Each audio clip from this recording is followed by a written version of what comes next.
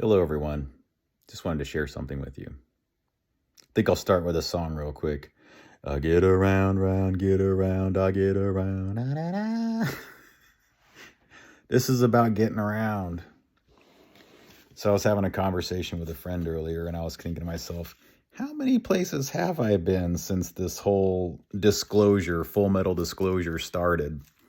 This is for the family and everybody else, okay? Everybody. But I want the family, those who understand what that term means, to know this. Yeah, I get around. First of all, guys, I did this mostly on my own dime, working odd jobs, gig apps, all kinds of things like that. And when I'm not doing that, I got a lot of support. Not enough to do all of the things that I did. I had to work too, but anytime I couldn't, this audience was amazing, and you supported me, and I want you to know how much I love you and appreciate all of you, whether you just gave me emotional support, financial support, or both. Listen, you touched my heart, and I want you to know I'll never forget it, okay? So I want you to know where all that money and time went. Okay. And this is all the different places that I've stepped foot, not just flew or whatever. No, I stepped foot on, either drove to, rode to, and gave my testimony in various ways, backdoor electronically or directly, or in some cases, I actually made visits to offices. I think I'll share that information with you, and I especially want those who doubt me, anybody out there who doubts, to know. Okay, let's get this started, right? Washington State, Oregon State.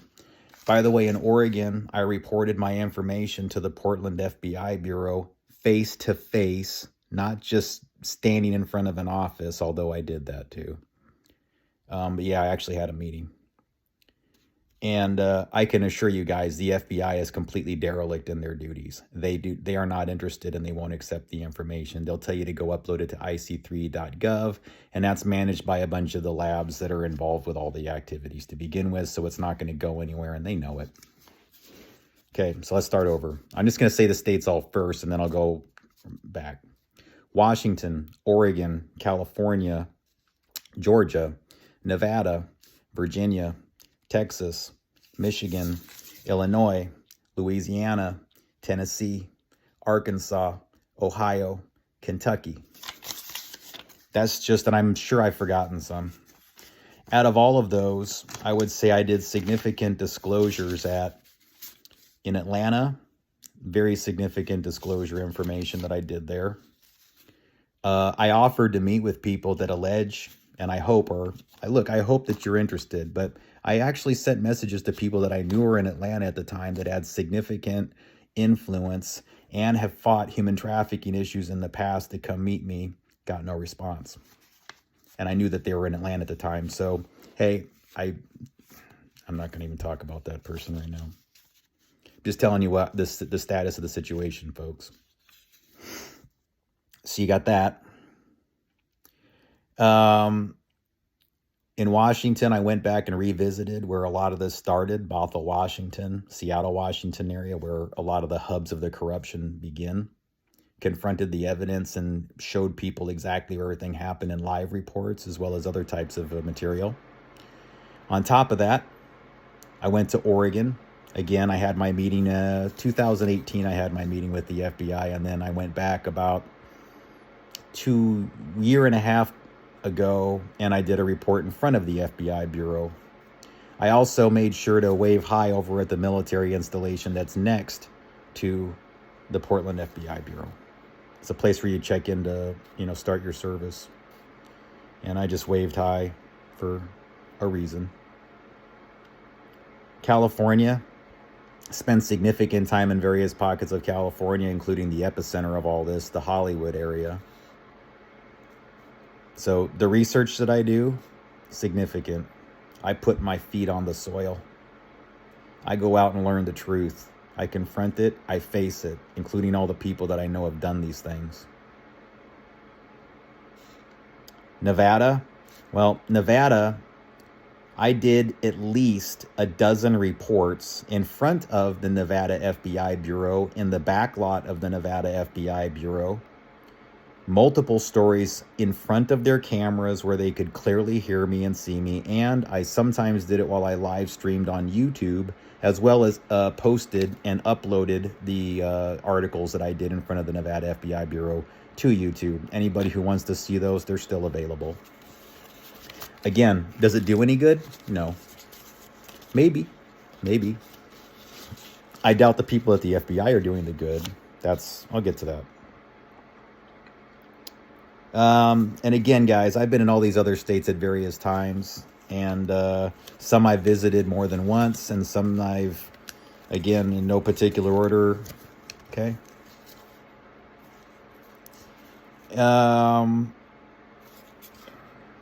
Yeah.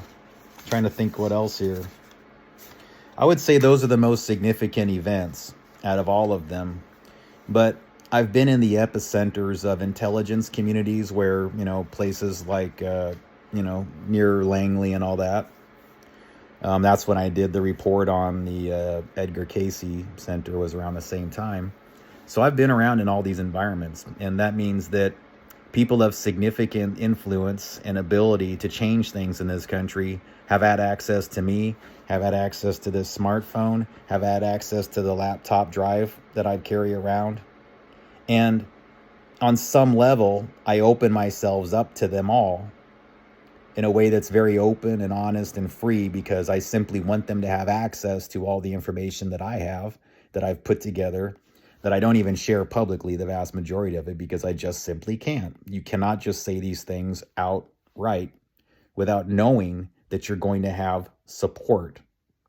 And that's the place that it's at this point, folks. We have to decide, what are we going to do now? Anybody who's seen my information up close must know by now that I am effectively the golden goose of disclosure in America right now. If you really knew, you would know how true that is. And the reason why I'm not more upset and more worried about it is just simply because the relationships that I've had in my life were significantly surrounding people that were very honorable and decent. A lot of times I shared workspace with them, living space with them, whatever it is, over the years, going back before this whole journey began. And I have faith in them. I love them.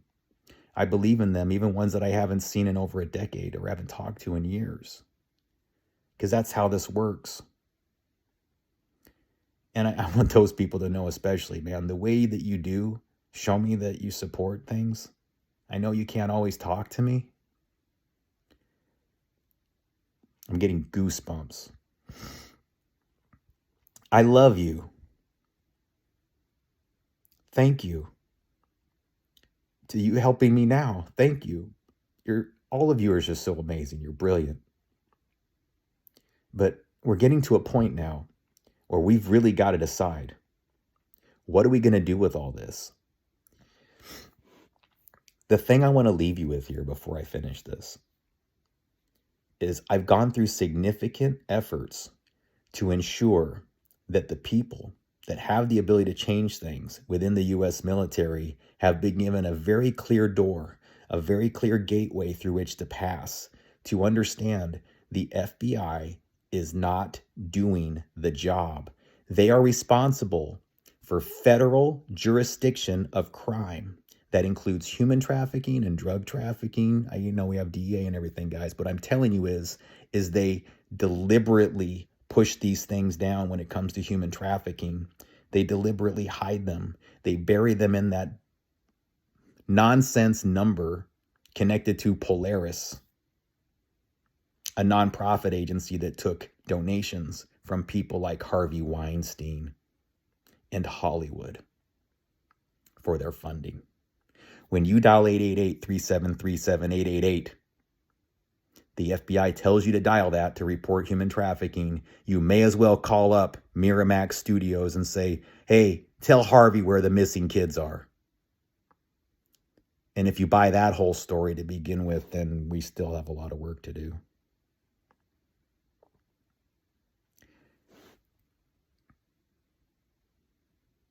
Do you understand yet? Congratulations. You have authorization. You can do it. You can make that step forward and say, you're fired, FBI. We're going to have to step in now and start doing your jobs for you. Thank you for your support in me. Thank you for having faith in me. And my faith in you is unshakable. Thank you.